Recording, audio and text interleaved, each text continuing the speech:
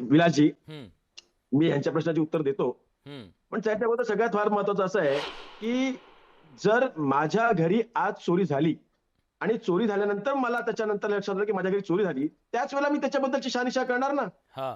त्यामुळे ज्या वेळेला आम्हाला हे लक्षात येतंय, की विधानसभेच्या निवडणुकीच्या पश्चातमध्ये त्या ठिकाणी एवढ्या मोठ्या प्रमाणामध्ये इतक्या मोठ्या संख्येने आपले उमेदवार पडले कसे करून, त्याच्याबद्दल शहानिशा केली, त्याच्याबद्दल तपासणी केली, तेव्हा हे लक्षात आलं, की याच्यामध्ये कुठेतरी वोट चोरी झालेली आहे, बोगस मतदान झालेलं आहे, दुबार हां. मतदान झालेलं आहे.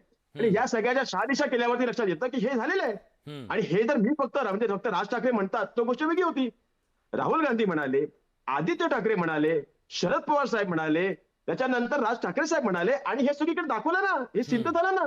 म्हणजे अगदी सार्वजनिक शौचालयाच्या पत्त्यावरती 220 मतदारांची नोंदणी हं, एका सार्वजनिक शौचालयावरती.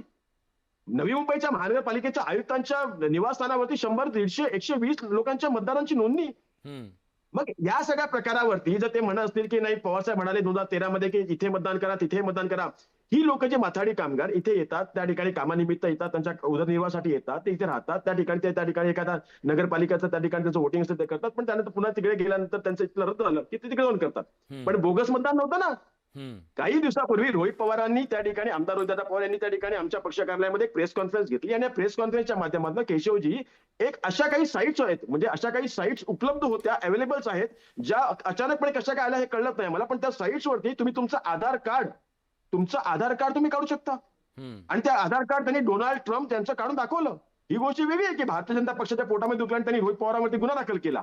हा ठीक आहे, करा तुम्ही, त्याचा आम्हाला काही परवा नाही. हां. पण सांगायची गोष्ट अशी आहे, की अशा प्रकारच्या साईट्सवरचे असे डॉक्युमेंट्स प्रोड्यूस होतात. हं. हे डॉक्युमेंट्स घेऊन आम्ही आमच्या वोटर्स इलेक्शनच्या यादीमध्ये आमची नावं सरसपणे बरं घालू शकतो. पटकन ठीक आहे. एक पटकन एकच मिनिट. कमेंट घेतो केशवजींची तुमच्या म्हणण्यावर एकच बहुतेक त्यांना एकच हां. एकच हां, प्लीज, एकच प्लीज. मिनिट. हं, या सगळ्या गोष्टी होतात. मग या गोष्टी झाल्यावरती मात्र आज या सगळं ठरवतात. मग या गोष्टी तुमच्याबद्दल काय होतं? हं. आज ज्या वेळेला त्या ठिकाणी आम्ही मोर्चा त्या गिरगाव चौपाटीवरती मंगलप्रभात लोढा आणि त्याच्यासोबत अमित साटमजी यांनी त्या ठिकाणी एक मूक आंदोलन घेतलं.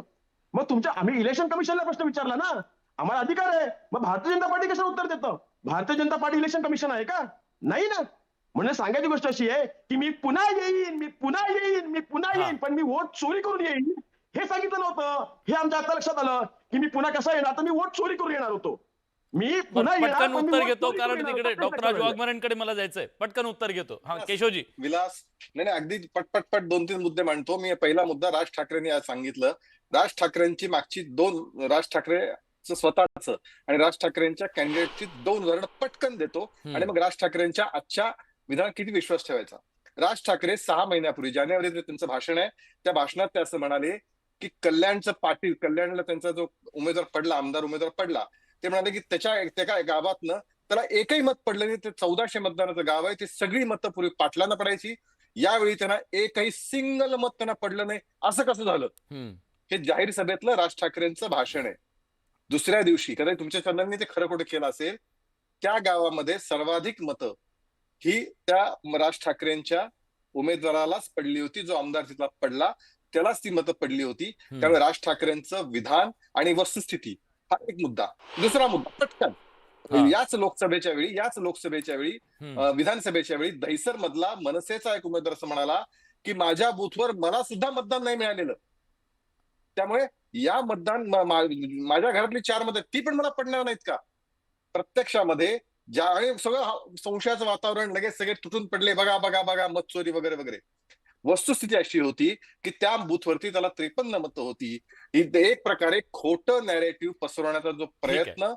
एक ठीक आहे. मिनिट विलास, खोटं माझं पूर्ण करू द्या, मध्ये तोडू नका. हां, हां. माझं पूर्ण करतो, माझा विषय हां, पूर्ण प्लीज करतो. पूर्ण करा हा. लवकर. हं. खोटं नॅरेटिव्ह निर्माण करणं, खोटं की नॅरेटिव्ह हे जे पाडणं, बोलतात ते खोटं तयार आहे करून. करणं, ही या सर्व पक्षांची खासियत आहे आणि त्याच्या विरोधामध्ये आक्षेप घेणं.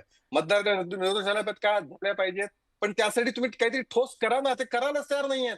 म्हणजे माझं ठीक म्हणणं आहे. हे सगळं आज शोधले ना तुम्ही, ते नेऊन सबमिट केले पाहिजेत.